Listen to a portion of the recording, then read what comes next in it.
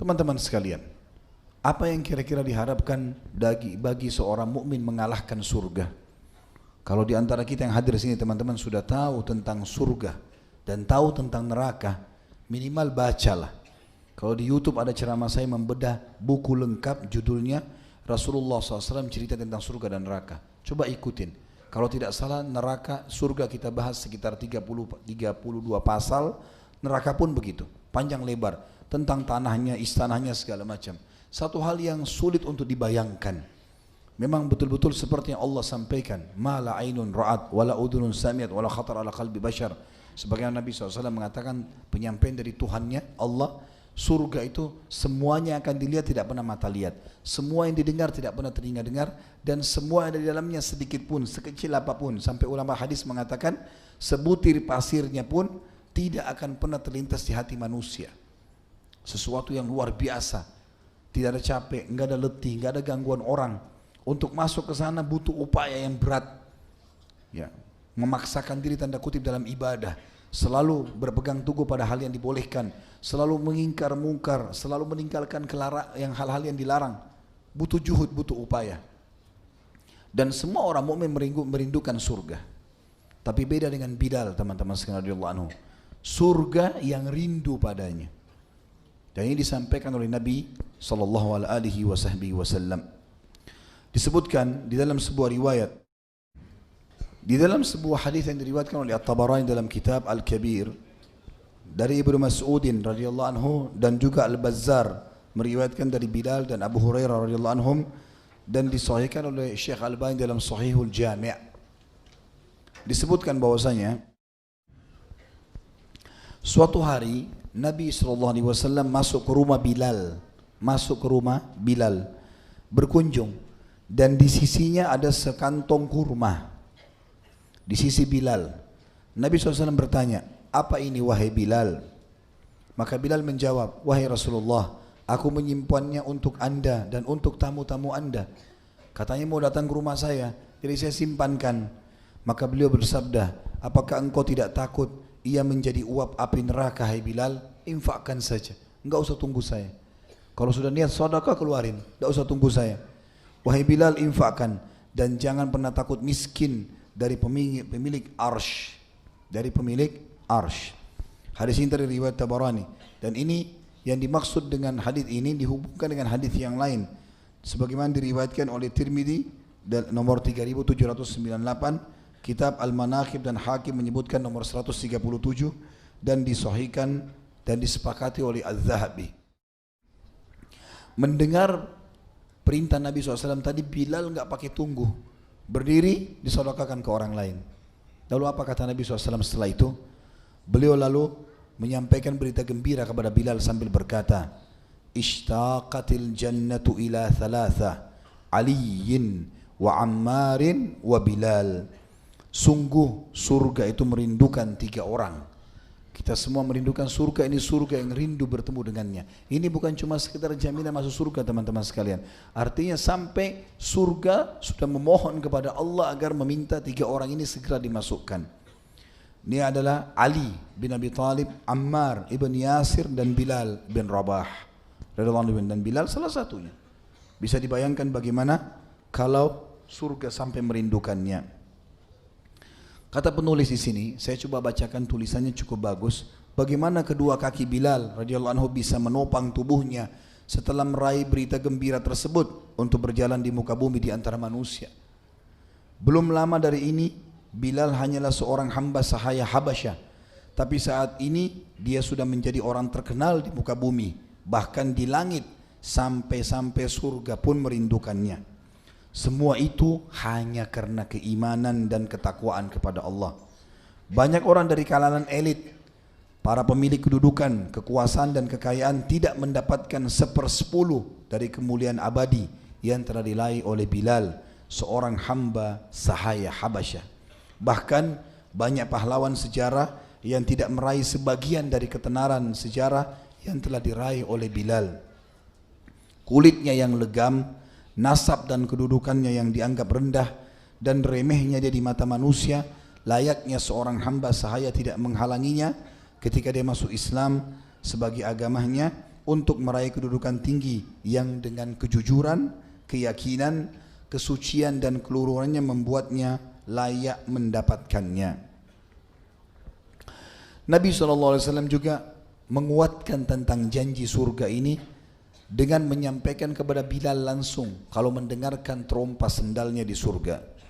Kita dengarkan riwayat yang menyebutkan masalah itu, dan hadis ini diriwayatkan oleh Ahmad nomor 360, Tirmidzi nomor 3689 dan Hakim menyebutkan nomor 285, serta Hakim mengatakan sahih sesuai syarat Bukhari Muslim, dan keduanya Bukhari Muslim tidak meriwayatkan tapi disepakati oleh Az-Zahabi dengan kesahihannya.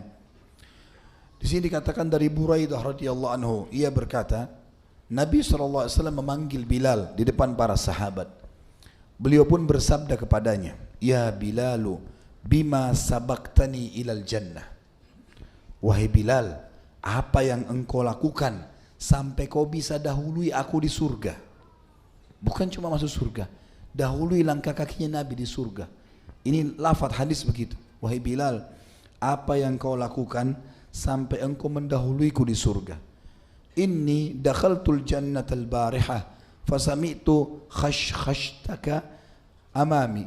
Waktu saya semalam dimasukkan ke dalam surga, saya mendengar suara terompah sendalmu di depanku. Fa'ataitu ala qasrin min zahabin murabba'in. Lalu kemudian saya dibawa setelah itu ke sebuah istana yang sangat mewah, dan istana itu berbentuk persegi. Faqultu liman hadzal qasr. Lalu aku berkata kepada para malaikat, pemiliknya siapa istana ini? Qalu, mereka berkata, lirajulin min ummati Muhammad. Maka dijawab, ini adalah pemiliknya salah seorang dari umat Muhammad sallallahu alaihi wasallam. Qultu fa ana Muhammad. Maka saya pun mengatakan, saya Muhammad. Liman hadzal qasr? Siapa kira-kira akan dapatkan dari umatku? Qalu lirajulin minal Arab. Ini adalah pemiliknya salah seorang dari turunan Arab. Qultu ana Arabiyun.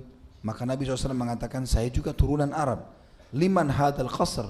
Untuk siapa kira-kira istana ini? Qalu lirajulin min Quraisy. Para malaikat mengatakan, seorang laki-laki dari Quraisy. Qultu fa ana Quraisyun. Saya juga dari suku Quraisy. Liman hadzal qasr? Untuk siapa istana yang mewah ini? Karena mewah sekali. Qalu li Umar bin Khattab. Untuk Umar bin Khattab. Faqala Bilal, ya Rasulullah, ma adzantu qattun illa sallaitu raka'atain. Maka Bilal pun mengatakan, ya Rasulullah, yang saya lakukan tidak pernah saya azan, karena perintah Nabi dia suruh jadi muadzin, kemudian saya sholat 2 rakaat, kemudian saya wudu, kecuali saya sholat 2 rakaat. Maaf, dikatakan saya tidak pernah azan kecuali saya sholat 2 rakaat setelahnya. Wa ma asabani hadathun qat illa tawadda'tu indaha. Dan kalaupun saya batal wudu, maka saya selalu wudu lagi lalu mengerjakan sholat. Faqala Rasulullah sallallahu alaihi wasallam bihadza. Rasulullah SAW bersabda, karena inilah kau mendahuluiku.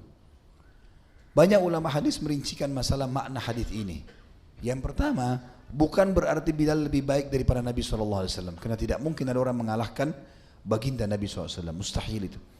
Tapi di sini yang dimaksud dengan Nabi SAW, engkau mendahuluiku, artinya ada satu amal yang kau dahului mengerjakan. Maka kata Nabi SAW, apa yang kau kerjakan? Bilal menjawab, setiap kali aku selesai azan pasti sholat 2 rakaat, setiap kali aku batal wudu, aku wudu lagi, aku sholat 2 rakaat. Maka Nabi mengatakan, dengan inilah kau mendahuluiku. Makna hadis kata sebagian ulama adalah Bilal mengerjakan sholat sunnah wudu waktu itu sementara belum ada perintah. Enggak ada perintah untuk wudu. Enggak ada perintah untuk itu, dia berusaha mengerjakannya. Dan ini teman-teman tidak masuk dalam perbuatan bid'ah. Kenapa? Karena Nabi SAW masih hidup. Dikatakan bid'ah kalau Nabi sudah meninggal. Selama Nabi masih hidup ini tidak masuk dalam perbuatan bid'ah. Karena wahyu lagi turun. Terbukti perilaku ini dibenarkan oleh Nabi SAW karena sesuai dengan wahyu. Sebagaimana juga kalau ada perilaku-perilaku sahabat tidak sesuai dengan wahyu, Nabi SAW tegur, disuruh tinggalkan. Gitu kan? Jadi maknanya adalah sholat sunnah wudu ini memang belum saya kerjakan. Kurang lebih begitu salah satu maknanya. Berarti di sini bukan Bilal mendahului Nabi SAW di surga, berarti dia lebih mulia, enggak. Tapi maksudnya adalah perilaku yang kau kerjakan Bilal, solat sunnah wudu itu kau mendahuluiku dalam mengerjakannya. Dan ini sekali lagi bukan bid'ah, kenapa? Karena Nabi SAW masih hidup. Kalau Nabi masih hidup tidak ada perbuatan bid'ah.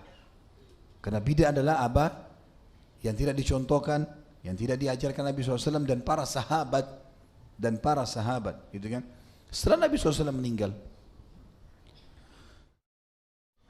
hadis yang lain atau riwayat yang lain, riwayat yang lain ini diriwayatkan Imam Bukhari nomor 1149 dan Muslim nomor 2458. Abu Hurairah radhiyallahu anhu meriwayatkan bahwa Nabi SAW bersabda kepada Bilal pada saat sholat subuh. Selesai sholat subuh, Nabi SAW mengatakan di depan orang semua, "Ya Bilalu, hadithni bi arja amalin amiltahu fil Islam." Wahai Bilal, beritahukan kepadaku amalan apa yang paling bisa diharapkan dalam Islam yang telah engkau amalkan, yang paling besar pahalanya menurut kamu. Sami'tu daffana 'alaika baina yadayya fil jannah. Karena aku sempat diperdengarkan bunyi gerakan sepatu atau sepasang sandalmu di depanku di surga.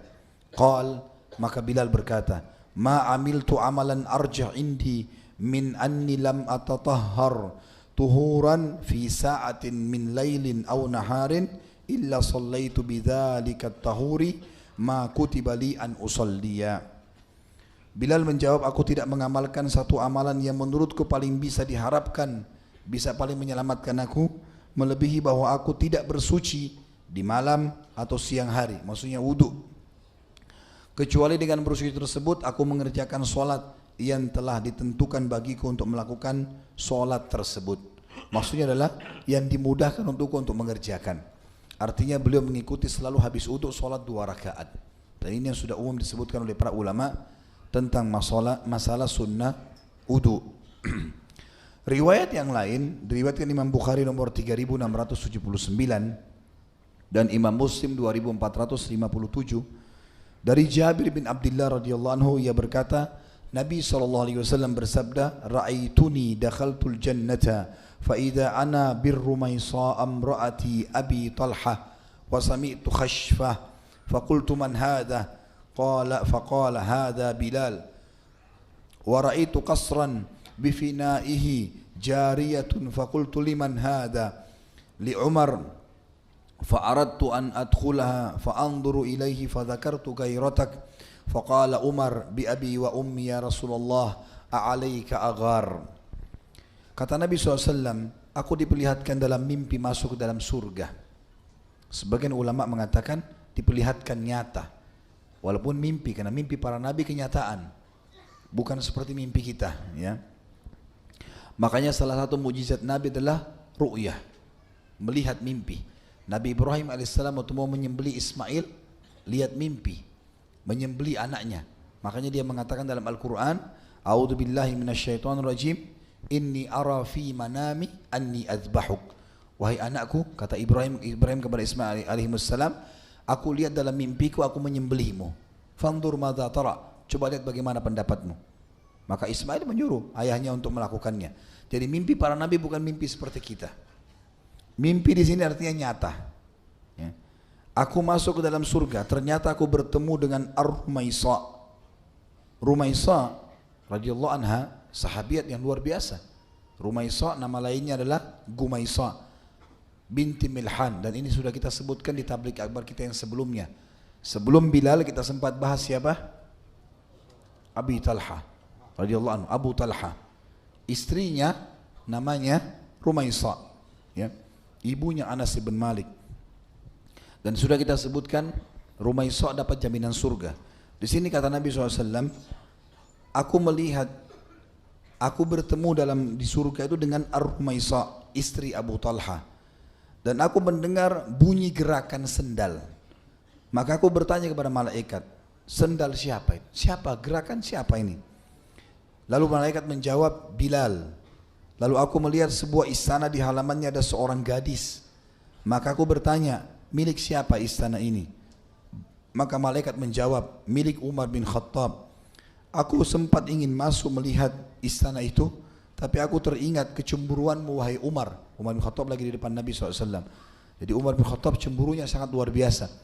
Jadi ini adalah istrinya dari bidadari. Nabi SAW mengatakan, saya takut kalau saya masuk lalu saya ingat cemburu wahai Umar, maka kau cemburu padaku. Maka kata Umar, ayah dan ibuku menjadi tebusanmu wahai Rasulullah. Maksudnya ayah dan ibuku kau lebih mulia daripada ayah dan ibuku. Apakah pantas bagiku untuk cemburu kepadamu? Artinya itu aku tidak mungkin cemburu. Tapi saksi bahasan kita adalah bagaimana Bilal di sini dipastikan terdengar suara telapak kakinya di surga. Artinya ada jaminan sudah masuk surga sementara orangnya masih hidup di dunia. Dan kata ulama 3 orang atau ada 13 orang atau lebih dari 13 orang, tapi 13 orang yang pasti disebutkan namanya dari 10 orang sahabat ini yang dijamin masuk surga: Abu Bakar, Umar, Uthman, Ali, Talha, Zubair, Abdurrahman bin Auf, Sa'ad bin Abi Waqqas, Sa'id bin Zaid, Abu Ubaidah bin Jarrah. Ini semua ditambah lagi dengan 3 orang yang sudah pasti disebutkan tadi, ya. Ammar, kemudian juga Bilal, dan ditambah dengan Rumaisa. Tentu ada yang lain, tapi 13 orang ini dapat jaminan langsung dari Nabi SAW. Artinya mereka masih hidup, sudah dipastikan di dalam surga. Penulis berkata, semua ini termasuk buah dari mendawamkan atau penjagaan. Bahasa Indonesianya penjagaan, bahasa Arabnya mendawamkan. Artinya rutinitasnya, mendawamkan amal saleh, balasan suatu amal sesuai dengan jenis amal itu sendiri. Ibnu Hajar mengatakan dalam Fathul Bari rahimahullah, Sahih Bukhari, karena Bilal berjalan di hadapan Nabi SAW untuk mengumandangkan azan, dia meraih yang sepadan dengannya di surga.